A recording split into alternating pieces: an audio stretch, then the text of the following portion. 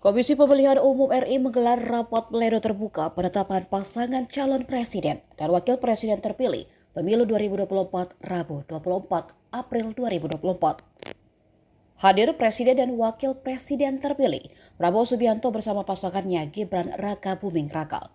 Pasangan nomor urut 1 Anies Baswedan Muhaimin Iskandar. Namun tak nampak pasangan nomor urut 3 Ganjar Pranowo Mahfud MD di lokasi. Dilansir dari Kompas.com, Ganjar mengaku tidak mendapatkan undangan penetapan dari KPU RI, termasuk Mahfud MD.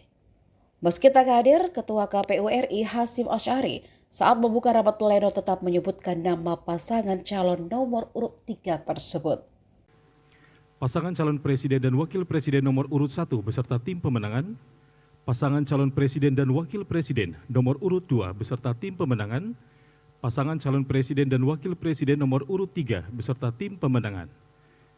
Ketua Majelis Permusyawaratan Rakyat Republik Indonesia, Ketua Komisi 2 Dewan Perwakilan Rakyat Republik Indonesia, Menteri Koordinator Politik Hukum dan Keamanan, Menteri Dalam Negeri, Bapak Ibu Pimpinan Kementerian Lembaga atau yang mewakili, Bapak Ibu Pimpinan Partai Politik, serta Bapak Ibu undangan dan rekan-rekan media yang berbahagia. Assalamualaikum warahmatullahi wabarakatuh.